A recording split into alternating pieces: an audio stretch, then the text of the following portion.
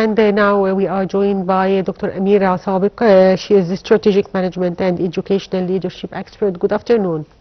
Good afternoon, dear, to you and all your audience. So early in the day, President Abdel Fattah el-Sisi witnessed the swearing-in ceremony of new governors and deputy governors. What is the importance of this meeting with the governors in planning the new steps for developing the governorates nationwide? Actually, the importance of this meeting lies in the fact that we can say moving governance from a routine administrative transition to a strategic national alignment moment. This was not simply a swearing-in ceremony, it was a planning session that clearly defined the next phase of local development in Egypt. First, from a governance perspective, the meeting establishes unified priorities across all 27 governorates. And when the president directly outlines expectations, transparency, field presence, citizen engagement, strict oversight, investment facilitation, this all create vertical coordination between the presidency, the cabinet, and local administration. And that alignment is very essential, very crucial for policy consistency and execution speed. When we tackle it economically, governorates represent Egypt's operational economy. So local authorities are responsible for, as we can say, managing land allocation, facilitating investments, overseeing infrastructure projects, supervising utilities, ensuring market stability. So as we can say, in a period where Egypt is focused on economic reform, inflation control, private sector empowerment, fiscal discipline, local efficiency here becomes a decisive variable. So a governor who removes bureaucratic bottlenecks can directly influence investment flow and job creation. When we move socially, the meeting emphasized direct communication with citizens, supervision of bakers, sanitation campaigns, schools, utilities, and service delivery. And these are not minor details. They are daily life indicators and public satisfaction with local services directly affecting social stability and trust in institutions.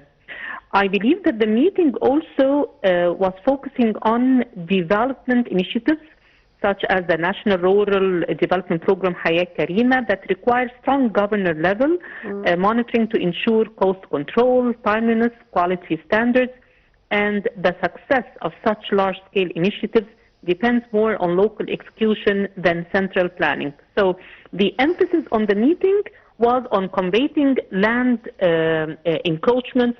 It was the meeting sent a message of accountability. The president clearly linked the success of each governor to the success of the state as a whole, and that indicates a shift toward performance-based evaluation rather than just simple ceremonial leadership.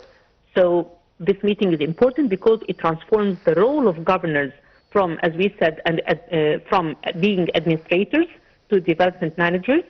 It sets measurable expectations, strengthens the coordination, and ensures that national economic and social priorities are translated into local action, and I think it marks the beginning of an execution-focused phase in Egypt's development strategy as well. And how do you see the choice of a woman governor in Al-Wadi Jadid governorate and as a deputy for the Alexandria governor? Definitely choosing women, it is a big mark in women women empowerment. Women now showed a lot of effort and a lot of success, and this is a big support from the government for women. Women now, especially in governorates, can be a role model for all women in their governorates. It can be women can be as a symbol, and the appointment of them in local executive positions, whether as governors now or deputy governors, reflects a structural transformation in Egypt's governance model.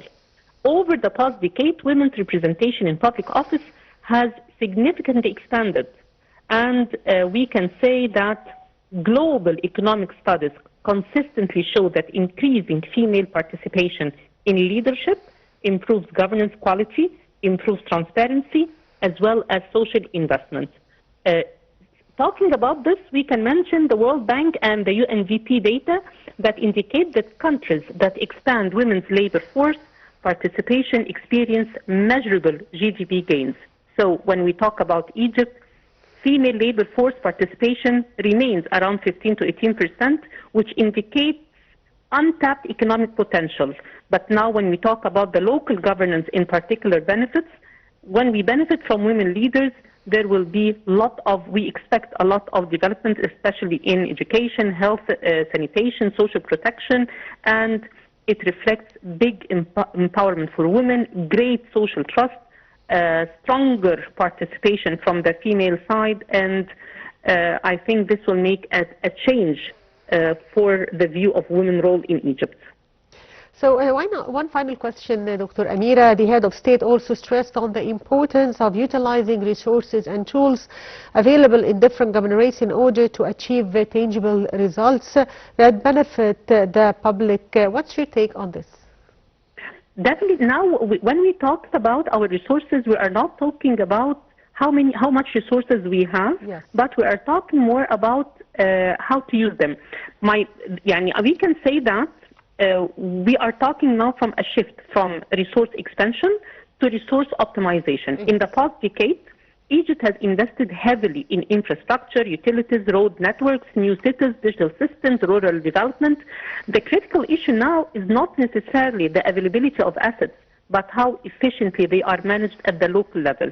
Yes. When President Sisi stresses on this, he wants to focus on utilizing available resources and tools for economic efficiency, for more development, and for having better services for people like clean streets, functioning utilities, efficient licensing, accessible services, which make citizens less concerned.